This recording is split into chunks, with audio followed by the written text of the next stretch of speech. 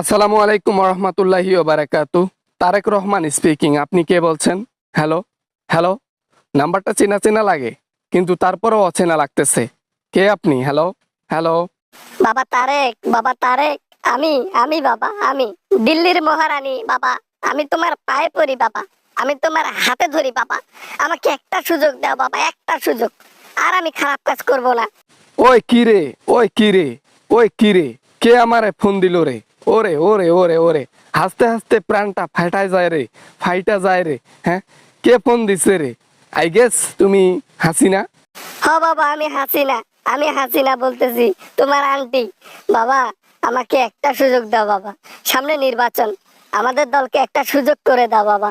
আমরাও নির্বাচন করতে চাই বাবা, প্লিজ বাবা। প্রধান উপদেষ্টা যারা রয়েছে তারা আওয়ামী লীগকে নিষিদ্ধ করে দিয়েছে, এবং বাংলাদেশ থেকে একটা দল নিষিদ্ধ হওয়ার পর তার অধিকার থাকে না নির্বাচন করার। এটা ভালো করে বোঝার কথা আপনার। বুঝবেন কেমনে, মূর্খ লোক? হ বাবা, আমি মূর্খ, আমি সবকিছু। বাবা, আমাকে গালিগালাজ করে হলো বাবা একটা সুযোগ দাও বাবা। আমি আমি এবার দেখিয়ে দিতে চাই, জনগণের একটি টাকাও মেরে খাবো না, সব উন্নয়নের কাজে লাগাবো। জনগণের কিচ্ছু রাখবো না, কষ্ট রাখবো না, কিচ্ছু রাখবো না। জনগণের মুখে খালি হাসি ফুটাবো। এই কাজটা যদি আজ থেকে 20 বছর আগে থেকে করা হইতো, তাহলে আপনার দুর্দশা এরকম হইতো না। আপনাকে দেশ থেকে পালিয়ে যেতে হতো না। কমন সেন্স ব্যবহার করেন। কাকে ফোন করছেন জানেন? আমি যে আপনার সাথে কথা বলতেছি, আপনার কপাল। জানি বাবা, তোমার যে যোগ্যতা আছে বাবা, আমার কারো নাই, আমাদের দলের কারো ওই যোগ্যতা নাই বাবা। আমরা জানি তুমি অনেক ভালো মানুষ এবং অত্যন্ত দয়ালু। দয়া করো বাবা, তোমার হাতে ধরি বাবা, তোমার পায়ে পড়ি বাবা, একটা সুযোগ। সুযোগ যদি তুমি চাওই, তাহলে জনগণের কাছে চাও না। তুমি দেশের মধ্যে আসো না, এসে জনগণকে বলো একটা সুযোগ, একটা সুযোগ, প্লিজ জনগণ প্লিজ। এভাবে জনগণকে বলো, আমার কিছু করার নাই। Don't disturb me. ফোনটা রেখে দাও। জনগণের সামনে দাঁড়াইলে আমার জনগণ আস্ত রাখবে? কখনোই না। প্রশাসনের আগে জনগণ আমাকে উপরে পাঠায় দেবে। জনগণের যে রাগ এইবার আমি দেখেছি, জীবনে কখনো এরকম রাগ আমি জনগণের চোখে দেখি নাই। যেখানে তাহলে জনগণ তোমাকে পছন্দ করে না, তোমাকে ভালোবাসে না, তোমার প্রতি ক্ষোভ আছে, রাগ আছে, সেই দেশে এসে তুমি নির্বাচন করবা কোন সাহসে?